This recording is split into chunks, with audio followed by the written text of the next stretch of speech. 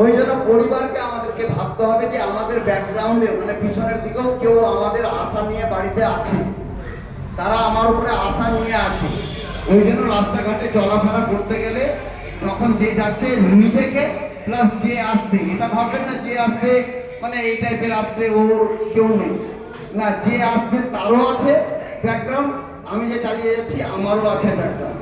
তাদের জন্যই কিন্তু আমি আমার জীবন শৈলী মানে লাইফ স্টাইল, তাই কি না? কিছুদিন আগে খাজা বাবা নার্সিংহোমের কাছে একজন হলো মজ্জামপুরের টোটো চালক, ওর মধ্যে তিনজন ছিল যাচ্ছিল সেফ সাইডেই যাচ্ছিল।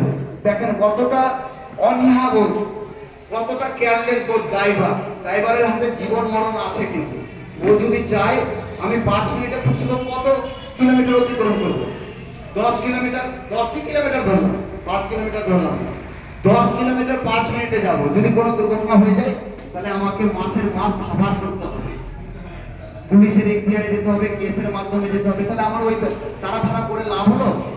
এক তো আমি তারা ভাড়া করলাম, অপরের ক্ষতি হয়ে দাঁড়ালো, আর আমি গ্যারেজ হয়ে গেলাম, প্রশাসনের আন্ডারে চলে গেলাম, সাফারটা আমি করছি না। তো সেমনি খাজা বাবা নার্সিংহোমের কাছে সেফ সাইডেই যাচ্ছিল, রোডে মার্ক ধরেই যাচ্ছিল, রাস্তার যে সীমাবতী শেষ অন্তবতী যেটা সাদা দাগ থাকে কিনা ফুটপাথ, ওই রাস্তা দিয়ে যাচ্ছিল।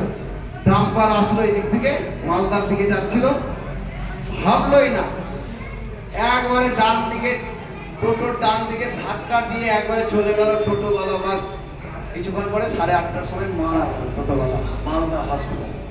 ওই জন্য আমি বলবো আপনারা ড্রাইভার মানুষ আছেন, আপনাদেরও খুব দায়িত্ব, কিন্তু মানুষকে মানুষের হিসাবে দেখেন যে ওরও জন্য কেউ আশায় আছে, আমারও জন্য কেউ আশায় আছে।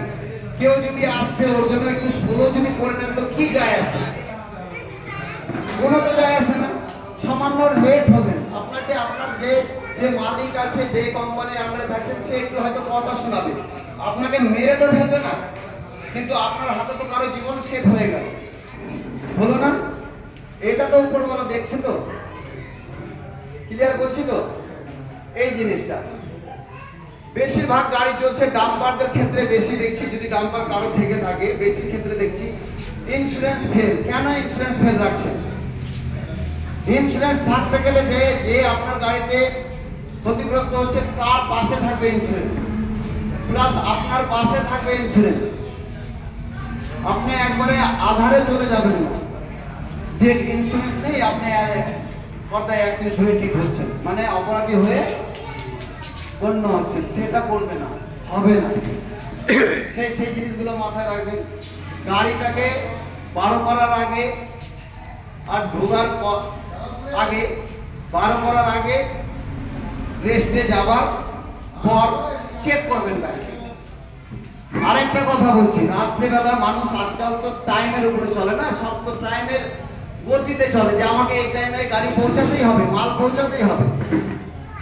কিন্তু আমি একটা কথা বলবো, মাল পৌঁছাচ্ছেন ঠিকই, প্রত্যেক ড্রাইভার যারা চালক, গাড়ি চালক, বুঝতে পারলেন তো, পুরো দিন চালিয়ে নেবেন, কিন্তু 2:30টা থেকে ভোর 5টা পর্যন্ত আমাদের যে ব্রেনের একটা পালস আছে, সেটা পালস আপনাকে বারবার ইঙ্গিত করবে যে হ্যাঁ রেস্ট করুন।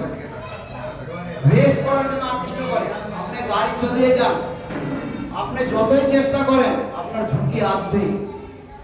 আমাদের ব্রেনে একটা পার্টস থাকে যে ভোর 2:30টা থেকে 5টার মধ্যে একবার ঝোঁক দিবেই আপনাকে, আর সেই ঝোঁকটা যদি হয়ে যায় তাহলে আপনি ক্ষতিগ্রস্ত হবেন, ক্ষতির মুখে পড়বেন। অতএব আমি প্রত্যেক ড্রাইভারকে অনুরোধ করব, রিকোয়েস্ট করব, 2:30টা থেকে 4:30টা 5টা পর্যন্ত লাইন হোটেল পাবেন অনেক, গাড়িকে থামিয়ে দিয়ে চোখে মুখে জল দিয়ে চাটা খেয়ে যদি পারেন একটু বিশ্রাম নিয়ে দেন, স্টার্ট।